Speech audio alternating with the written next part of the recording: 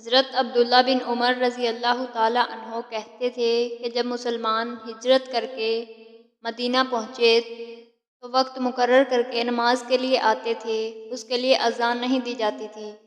ایک دن اس بارے میں مشورہ ہوا، کسی نے کہا انصارہ کی طرح 1 گھنٹہ لے لیا جائے، اور کسی نے کہا یہودیوں کی طرح بغل بنا لو اور اس کو پھونک دیا کرو۔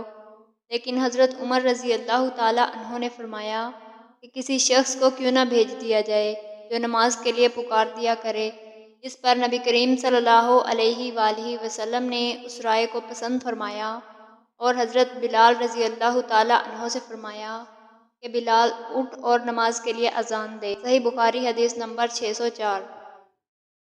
حضرت ابو سعید خدری رضی اللہ تعالیٰ عنہ نے بیان کیا کہ میں دیکھتا ہوں کہ تمہیں بکریوں اور جنگلوں میں رہنا پسند ہے، اس لیے جب تم جنگل میں اپنی بکریوں کو لیے ہوئے موجود ہو اور نماز کے لیے اذان دو تو تم بلند آواز سے اذان دیا کرو، کیونکہ جن و انس بلکہ تمام ہی چیزیں جو مؤذن کی آواز سنتی ہیں قیامت کے دن اس پر گواہی دیں گی۔ حضرت ابو سعید خدری رضی اللہ تعالیٰ عنہ نے فرمایا کہ یہ میں نے نبی کریم صلی اللہ علیہ وآلہ وسلم سے سنا ہے۔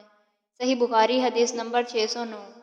حضرت جابر بن سمرہ رضی اللہ تعالیٰ عنہ سے روایت ہے کہ رسول اللہ صلی اللہ علیہ وآلہ وسلم نے فرمایا، جو لوگ نماز میں اپنی نگاہوں کو آسمان کی طرف اٹھاتے ہیں ان کو اس سے رک جانا چاہیے، ورنہ اندیشہ ہے کہ ان کی نگاہ واپس نہ آئے۔